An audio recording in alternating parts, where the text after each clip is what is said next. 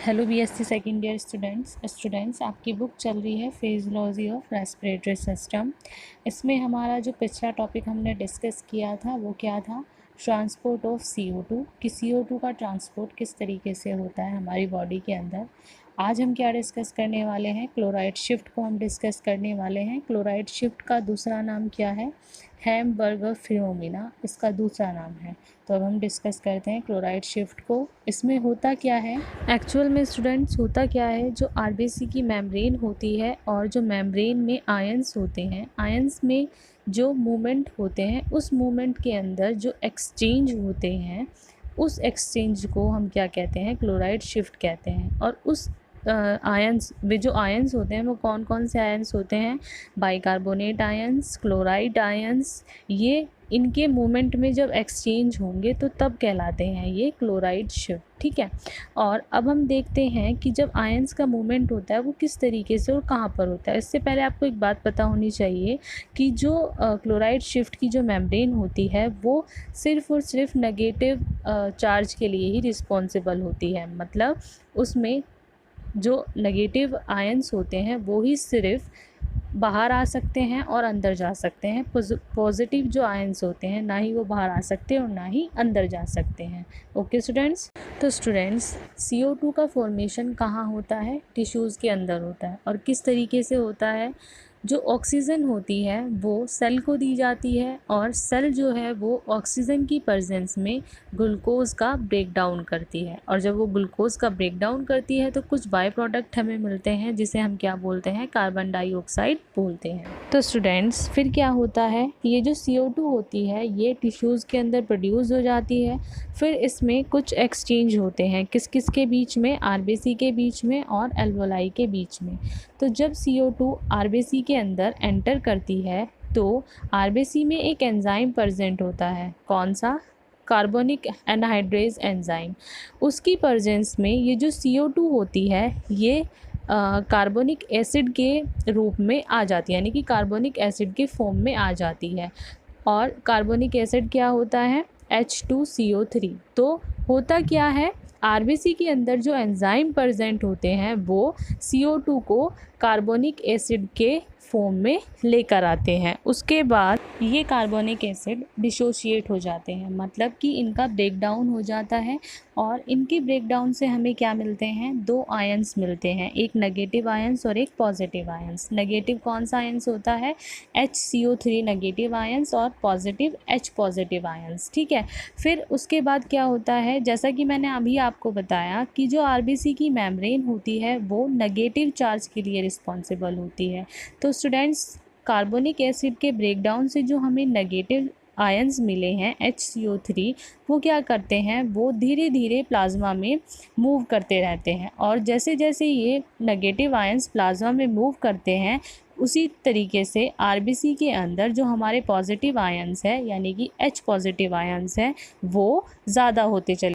फिर क्या होता है स्टूडेंट्स, जो आयंस का इलेक्ट्रोसिटिक बैलेंस होता है वो डिस्टर्ब हो जाता है। क्यों, क्योंकि प्लाज्मा के अंदर जो नेगेटिव आयंस हैं वो ज़्यादा हो जाते हैं और आरबीसी के अंदर पॉजिटिव आयंस जो हैं वो ज़्यादा हो जाते हैं। तो इनके बैलेंस को इक्वल करने के लिए क्या होता है, जैसा कि मैंने अभी आपको बताया था, जो हमारे नेगेटिव आयंस होते हैं वो ही बाहर जा सकते हैं और वो ही अंदर आ सकते हैं। तो जैसे ही आरबीसी से एक नेगेटिव आयंस, कौन सा, HCO3 नेगेटिव आयंस बाहर आता है तो प्लाज्मा से एक negative ions, chloride ions, RBC के अंदर मूव कर जाता है। और उससे क्या होता है, इलेक्ट्रॉनिक जो बैलेंस है वो इक्वल हो जाता है।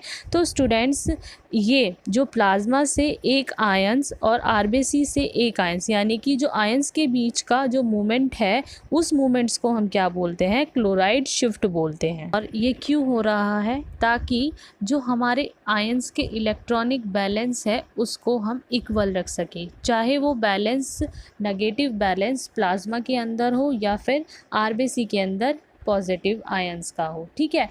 और जो हमारे क्लोराइड शिफ्ट के साइंटिस्ट थे हैम्बर्गर, उनके नाम पर क्लोराइड शिफ्ट का एक दूसरा नाम भी पड़ा, हैम्बर्गर फिनोमिना। तो क्लोराइड शिफ्ट को हम हैम्बर्गर फिनोमिना के नाम से भी जानते हैं। तो स्टूडेंट्स, क्लोराइड शिफ्ट के बाद अब हम डिस्कस करते हैं difference between Bohr and हेल्डन effect. Bohr effect और हेल्डन इफ़ेक्ट क्या होते हैं? तो स्टूडेंट्स, सबसे पहले हम स्टार्ट करते हैं बोहर इफ़ेक्ट से। बोहर इफ़ेक्ट क्या होते हैं? It is the effect by which the presence of CO2 decrease the affinities of haemoglobin for oxygen. मतलब CO2 की प्रेजेंस में हीमोग्लोबिन जो है वो जब कम एफिनिटीज़ को शो करता है ऑक्सीजन के साथ बाइंड होने के लिए, तो उस कंडीशन को हम क्या बोलते हैं? बोहर इफ़ेक्ट बोलते हैं। और क्यों होती है ये कंडीशन? क्योंकि हम जानते हैं जो हीमोग्लोबिन है वो CO2 के लिए 200 टाइम्स ज़्यादा रिस्पॉन्सिबल होता है बाइंड होने के लिए। तो हीमोग्लोबिन जो है वो कंफ्यूज हो जाता है कि उसको CO2 के साथ बाइंड होना है या फिर ऑक्सीजन के साथ बाइंड होना है। तो स्टूडेंट्स, होता क्या है? CO2 की प्रेजेंस में जब हीमोग्लोबिन ऑक्सीजन के साथ एफिनिटीज़ को कम शो करे बाइंड होने की, तो उस इफ़ेक्ट को हम क्या बोलते हैं? बोहर इफ़ेक्ट बोलते हैं। अब हम देखते हैं हेल्डन इफ़ेक्ट। हेल्डन इफ़ेक्ट में क्या होता है? स्टूडेंट्स, हेल्डन इफ़ेक्ट क्या होता है? It is the effect by which combination of CO2 with haemoglobin displace CO2 from haemoglobin. मतलब जो हीमोग्लोबिन होता है वो ऑक्सीजन के साथ जब बाइंड करता है तो एक प्रोडक्ट बनाता है ऑक्सी हीमोग्लोबिन।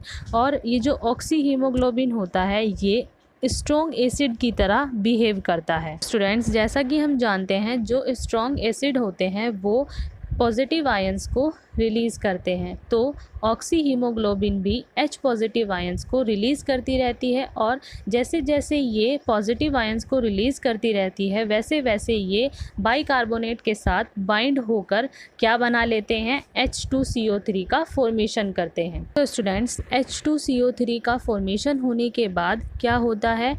RBC के अंदर जो एंजाइम प्रेजेंट होता है, कार्बोनिक एनहाइड्रेज एंजाइम, वो क्या करते हैं? वो H2CO3 का ब्रेक डाउन करता है। और ब्रेक डाउन करने के बाद क्या मिलता है हमें? कुछ प्रोडक्ट हमें मिलते हैं H2O और CO2, यानी कि water and carbon dioxide. Students, हमने देखा कि किस तरीके से ऑक्सी हीमोग्लोबिन CO2 को हीमोग्लोबिन के साथ बाइंड नहीं होने देता। तो स्टूडेंट्स, एक्चुअल में होता क्या है? जो हमारा ऑक्सी हीमोग्लोबिन है उसकी प्रेजेंस में हीमोग्लोबिन जो है वो CO2 के साथ बाइंड नहीं हो पाता। और जब ऑक्सी हीमोग्लोबिन की प्रेजेंस में हीमोग्लोबिन CO2 के साथ बाइंड होने की जो क्षमता है, जो इफ़ेक्ट है, उसको कम शो करे तो क्या होता है? क्या कहलाता है? हेल्डन इफ़ेक्ट कहलाता है। ओके स्टूडेंट्स, तो स्टूडेंट्स ये थे आपके क्लोराइड शिफ्ट, बोहर इफ़ेक्ट और हेल्डन इफ़ेक्ट। तो आई होप स्टूडेंट्स आपको तीनों इफ़ेक्ट बहुत अच्छे से समझ आ गए होंगे। अगर किसी भी स्टूडेंट्स को कुछ भी डाउट है तो आप मुझसे पूछ सकते हैं। Okay students, thank you students.